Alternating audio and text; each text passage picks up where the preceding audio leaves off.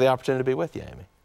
Right now, you're probably watching me from your comfy couch or your favorite chair. Imagine if you didn't have either, or a place to call home.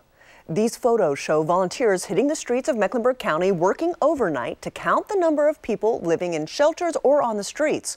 The annual point-in-time count took place at the end of January and provides a snapshot of how many people are homeless right here in Mecklenburg County.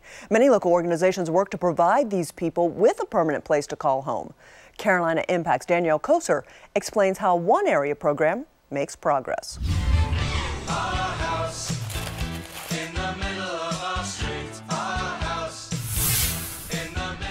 In the middle of this West Charlotte neighborhood, Catrice Champion and her kids bow their heads and count their blessings. Heavenly Father, kindly hold. Grateful for the things many people take for granted. Amen. Food to eat, a yard with room to run, and a home to call their own. It's the key to our home. Before moving into this neighborhood in 2014, Catrice spent nearly 5 years bouncing back and forth between temporary housing, hotels, and the Salvation Army Center of Hope, juggling 2 or 3 jobs at a time. She also struggled with depression.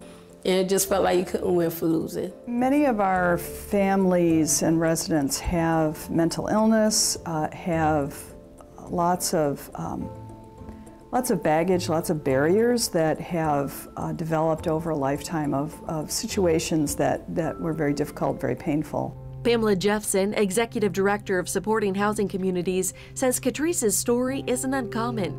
The organization works to provide permanent housing to men, women, and children who are homeless, have a disability, including mental illness, developmental difficulty, or a history of substance abuse, and make less than 30% of the area median income, which is just under $55,000 for a family of 4 here in Mecklenburg County. In our area, nearly 400 people live in emergency shelters or on the streets, seeking rest and refuge on benches and doorways and on the Greenway. People who are homeless are so much more like us. If you don't know people who have been homeless, you have certain ideas about who they are and why they're homeless and what they've done to create this situation for themselves. Catrice's financial troubles started shortly before Hurricane Katrina. She lived in New Orleans when the storm hit, destroying nearly everything she owned. We lost the photos, the furnishing. We only had the clothes on our back. What we tried to carry with us, we couldn't. On her coffee table, Catrice keeps this photo album, sparsely filled with family photos she's managed to keep intact, including this one of her son, who was just weeks old when Hurricane Katrina struck. All of us are really not that far away from homelessness. We have supports that we rely on. Many of the homeless people that I know had supports that they relied on. And through a series of crises, it became a tsunami of trouble that caused them to become homeless. Supportive Housing Communities began offering scattered site housing in 2013. The program offers publicly funded, affordable homes throughout a number of middle-class neighborhoods in the area. Supportive Housing Communities leases the homes from local realtors, then sublets them to people who are chronically homeless. Realtor Pearl Smith calls the partnership a win-win because it provides permanent housing to those who desperately need it, and for our company, the payment is on time. She says she's grateful for the chance to use her resources to help others. This is our way of fighting homelessness. It gives them an opportunity to live a normal life. Each month, tenants like Catrice pay 30% of their income towards rent, a small price to pay to finally have a roof over their heads and their dignity restored. When I had my 2 crates and that first mattress and nothing else, I felt we were all moved in. We slept together like sardines in our bed. We didn't need a full house, you know? That was it. They didn't just give us a key. They say this is permanent housing. I'm so thankful for it.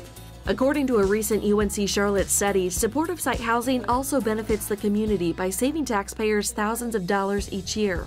Data shows a chronically homeless person costs the community nearly $40,000 annually between medical, judicial, and other costs.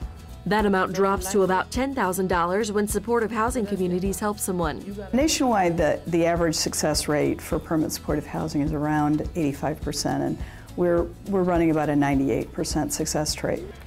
Success measured by statistics. and by the smiles shared by Catrice and her kids as they make memories in a home they can finally call their own.